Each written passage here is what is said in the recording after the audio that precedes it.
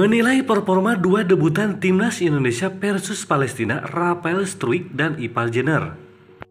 Timnas Indonesia harus puas ditahan imbang timnas Palestina dalam laga FIFA Matchday di Stadion Gelora Bung Tomo, Rabu 14 Juni 2023. Pertandingan berakhir imbang tanpa gol. Timnas Indonesia sebenarnya memiliki banyak peluang pada laga ini. Lebih dari 10 tembakan berhasil dilepaskan oleh tim asuhan Sintayong. Namun pada laga ini tak ada gol yang mampu diciptakan skuad Garuda.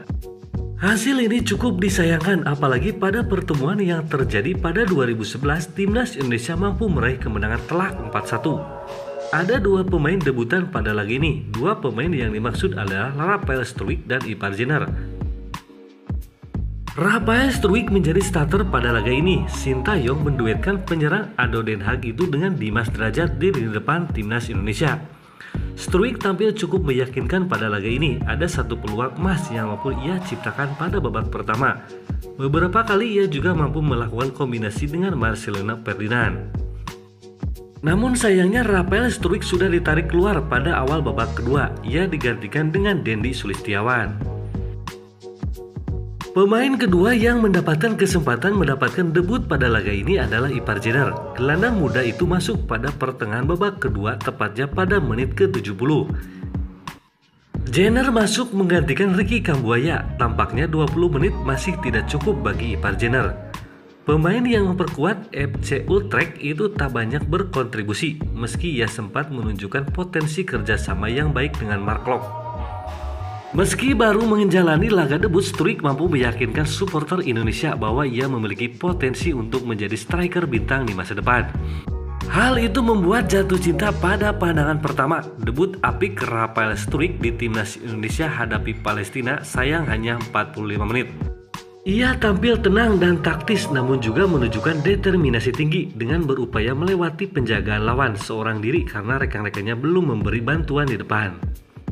Alhasil warganet pun banyak yang terkesan dengan penampilan Struijk yang kemudian ditarik keluar pada jeda pertandingan digantikan oleh Dendi Sulistiawan. Komentar coaching terhadap pemain-pemain yang debut di timnas seperti Raphael Struijk dan lain-lain. Jalani debut bersama timnas Indonesia, Ipar Jenner dan Raphael Struijk langsung dipuji Sintayong setinggi langit. Menurut Sintayong, Ipar dan Raphael bermain sangat apik saat menghadapi Palestina.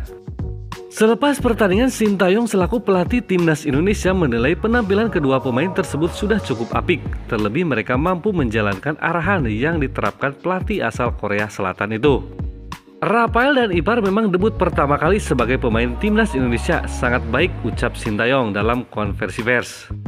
Lebih lanjut, Sintayong mengatakan Ipar Jenner dan Raphael Struijk bakal semakin berkembang. Pasalnya Ipar masih berusia 19 tahun sementara Raphael baru menginjak usia 20 tahun.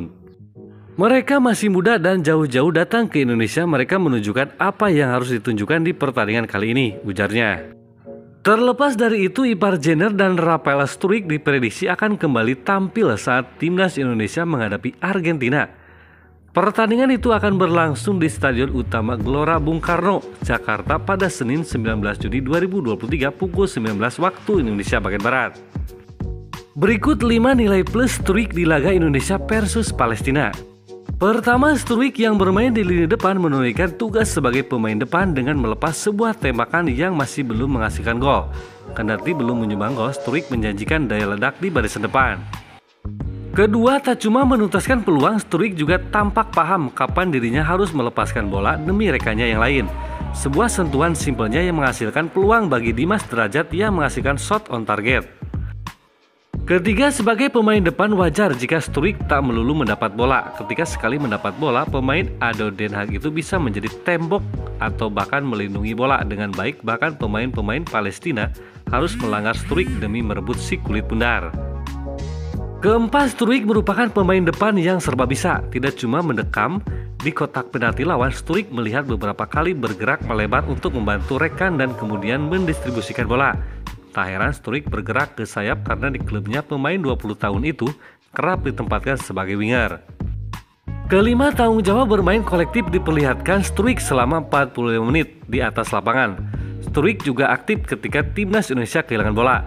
Mulai dari melakukan pressing kepada Palestina di daerah permainan lawan hingga melakukan sliding tackle ketika bola melewati garis tengah.